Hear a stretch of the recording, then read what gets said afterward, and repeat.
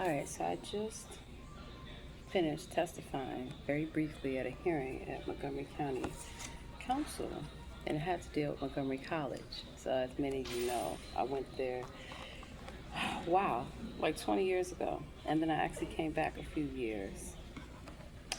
And one of the reasons why I testified, as you can see here, this memorandum, June 18, 2026, it's from Natalie Fanny Gonzalez, who is the president of the council. And it's from Mark Ehrlich, who's the current county executive. Special Appropriation number 26-90 to the FY26 Operating Budget. A lot of times people want to know how things are funded, how laws are passed. And well, it will behoove many of you to go online to the website, montgomerycountycouncil.gov, and you can take a look at all the different, montgomerycountymd.gov. There's many Montgomery counties. I just found out about that. There's one in Virginia, Philadelphia, I think, in Texas as well. So it tells you the council meetings and the agendas, and also the different council members and what their role is. So I'm very happy to see that that particular campus is over enrollment, what they expected, and that's why they had to hire additional teachers. And because of the storm, they needed about $1 million. So where does the money come from? It actually comes from, in this case, tuition and fees. And it gives you a good idea of the unanticipated expenses. It kind of reminds me of when I worked at National Human Genome Research Institute.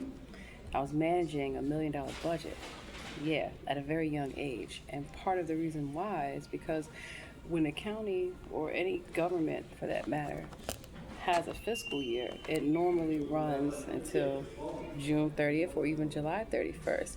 So it's important that when you budget, you want to anticipate your expenses, but when you have things that are beyond your control, how to deal with that. A lot of jurisdictions, and I learned this when I worked in DC government, they look at reserves and different set-aside programs. So I'll just read it briefly, and let me show y'all. The costs associated with the generational weather event of ice and snow over the winter resulted in unusual labor and contract costs of $326,675. A major pipe burst on the Rockville campus, because I was wondering about the library and some construction that was going on. Higher utility costs and increased use in the amount. And then also look at this. Higher credit enrollment resulted in increased faculty. So that means more people in Montgomery County are going to Montgomery College, and I love that, particularly because not only is it affordable, ironically here, where one of my former professors, John McCarthy, is still working for Montgomery County government, and then I transitioned on to University of Maryland, at that time University College, and I remember Alice Chong, who was also a prosecutor for Prince George's County. Now to bring it back home, 26, almost 30 years later, I'm still involved in politics, still involved in working with different elected officials. A shout out to Aisha Braveboy, PG County's executive. She won her re-election. I actually participated in her civic academy. And the reason I mention that, it gives young people an opportunity to look at how laws are made, how budgets are passed, how agencies work, and how the government can actually work on your behalf rather than working against you.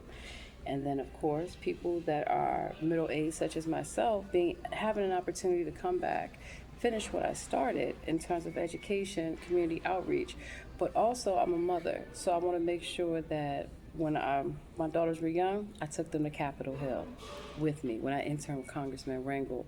Also took them to the University of Maryland, Montgomery College, and beyond. It's important that we showcase these things in our lives to the youth, so that way not only are they not led astray, but in the days of social media influencers who are simply not telling y'all the truth, that hard work and education does pay off significantly, you see.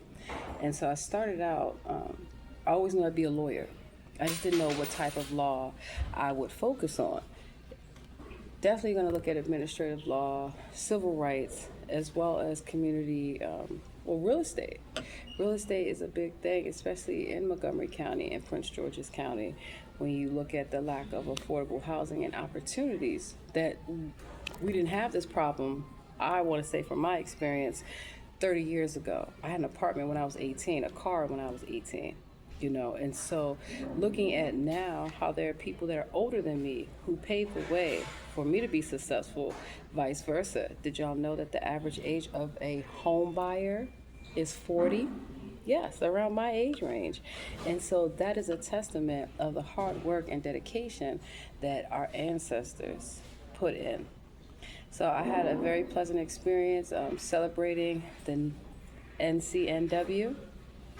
And I remember just growing up seeing Donna Edwards, Muriel Bowser, Stephanie Rollins-Blake, Catherine Pugh, so many women that were influential in my personal life and also in my professional life. So I want to give a shout out to the Maryland delegate, District 14, Pamela Queen. She is retiring. Check it out on the next video. She gave me a 30-second interview about advice that she would give to young women who want to get involved. And her advice is, I agree, get involved. Don't wait for someone to tell you it's not your time, you're not ready. Look at leadership academies, look at different training, whether you're interning, whether you're volunteering, how to build relationships, how to cultivate and foster genuine connections in the community. That is how you get things done. And then also I want to give a shout out to one of my former classmates, Chris Bolton. See, I remember people. I just saw your mother, Cynthia, up at the council, and I told her to tell you hello, and I hope you are doing well. And that's just the beauty of being able to reflect back on your life and look at the good points, the bad points, but also what you can learn and the wisdom that you can impact upon someone else, how you can make a difference in someone else's life.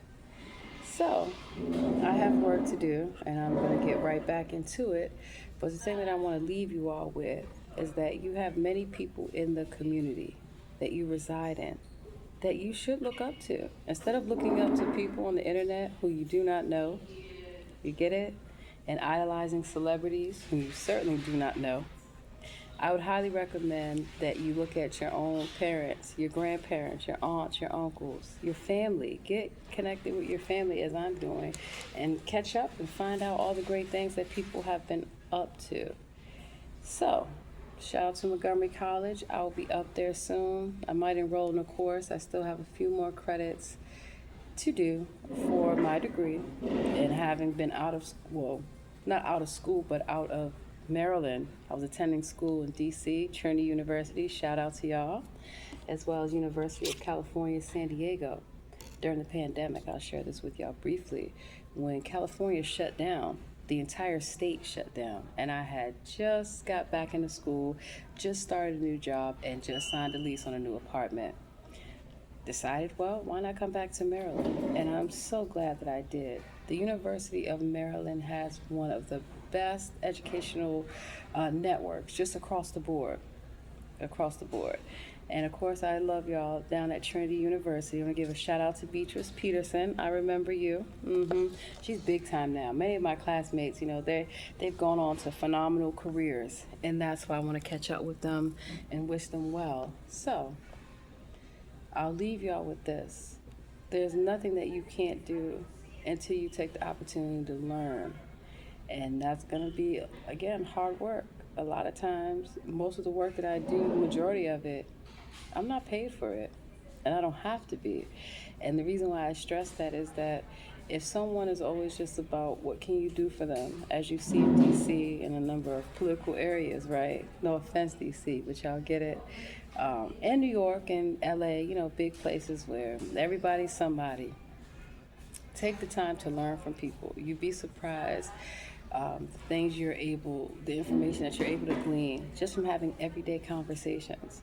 And as much as I love going to school online, I do like the face-to-face combination. So I highly recommend that if you do take online courses, shout out to University of California, San Diego, because I started out doing data analytics there.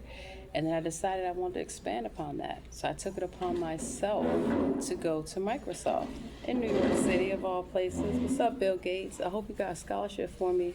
I'm going to be looking, and I'll apply for it. That's the name of the game.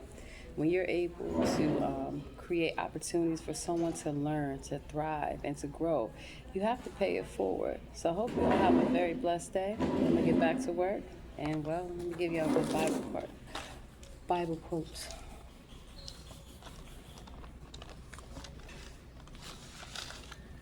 Oh, the first epistle of Peter, a heavenly inheritance. So this is chapter 1, verse 3. Blessed be the God and Father of our Lord Jesus Christ, who according to his abundant mercy has begotten us again, a living hope through the